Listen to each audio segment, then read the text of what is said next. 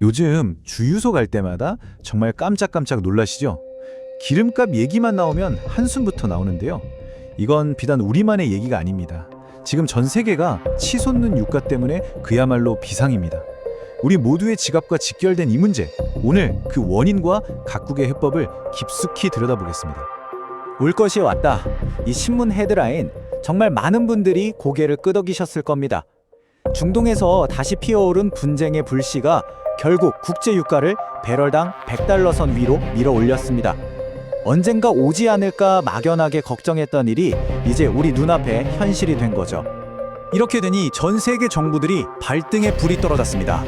다들 대책을 내놓느라 분주한데요. 그런데 말이죠. 유독 한 나라가 다른 나라들과는 비교도 안 될 만큼 정말 모든 걸 다 걸다시피 하면서 공격적으로 대응하고 있습니다. 오늘 저희가 집중적으로 파헤쳐 볼 곳, 바로 한국입니다. 자, 그럼 이 사태가 어디서부터 시작된 건지 그 근본적인 원인부터 한번 파고 들어가 보죠. 도대체 왜 갑자기 유가가 이렇게 폭등하게 된 걸까요?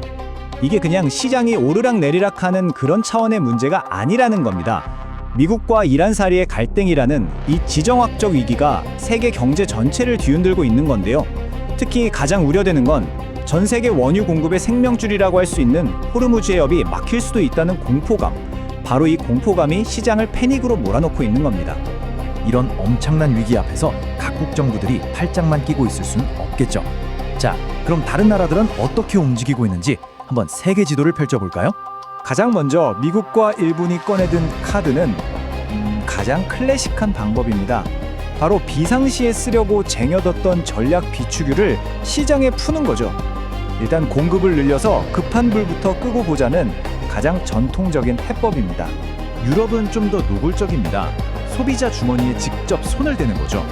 보조금을 줘서 기름값을 깎아주거나 아니면 아예 크로아티아나 헝가리처럼 이 이상은 받지 마 하고 가격 상한선을 정해버리는 겁니다. 당장 소비자들이 느끼는 고통을 줄여주려는 직접적인 처방이죠. 이탈리아의 생각은 좀 재밌습니다. 모두가 힘든데 이 와중에 떼돈 버는 곳이 있네? 바로 이 지점에서 시작하는 거죠.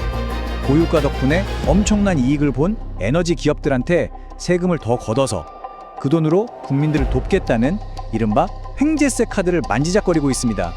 자, 그리고 중국을 보면요. 역시 스케일이 다릅니다. 국가가 그냥 명령을 내리는 거예요. 정유사들한테 수출 계약 다 취소해. 일단 우리부터 살고 보자 이거죠. 자국의 에너지 안보를 최우선에 두는 강력한 통제력을 보여주는 대목입니다. 자, 지금까지 다른 나라들 얘기를 쭉 해봤는데요. 이제 오늘 이야기의 진짜 주인공, 한국으로 넘어와 보겠습니다. 한국의 대응, 이게 왜 그냥 대응이 아니라 총력전이라고까지 불리는지 그 이유를 지금부터 알려드릴게요.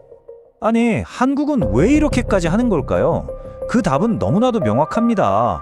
우리 경제의 아킬레스건이 바로 이 에너지 수입 의존도거든요. 기름값이 오르는 건 그냥 물가가 좀 오르는 문제가 아니라 한국 경제의 뿌리 자체를 흔들 수 있는 치명적인 위협이라는 겁니다. 그래서 꺼내든 카드들이 정말 어마어마합니다. 먼저 무려 29년 만에 가격 상한제라는 사실상 시장경제 원칙을 잠시 접어드는 조치까지 다시 들고 나왔고요. 세금 깎아주는 건 기본이고 이걸로도 안 되면 나라빚, 그러니까 추가 경정 예산까지 동원해서 돈을 풀겠다는 겁니다. 정말 할 수 있는 건 다 해보겠다는 거죠. 하지만 이렇게 모든 걸 쏟아붓는 전략은요, 그만큼 그림자도 짙습니다. 경제학자들이 가장 무서워하는 그 단어가 바로 여기서 등장합니다. 바로 스태그플레이션입니다. 말이 좀 어렵죠? 쉽게 말해서 경기는 꽁꽁 얼어붙어서 내 월급은 안 오르는데 물가만 미친 듯이 치솟는 최악의 시나리오예요. 정말 지갑은 얇아지는데 사야 할 것들은 더 비싸지는 그야말로 진퇴양난인 거죠. 2022년에도 고유가가 있었잖아요. 근데 그때랑 지금은 상황이 완전히 다릅니다. 그때는 비록 물가는 올라도 경제 자체는 어떻게든 굴러갔어요. 일자리도 있었고요. 그걸 슬로우플레이션이라고 부르죠. 하지만 지금은 달라요.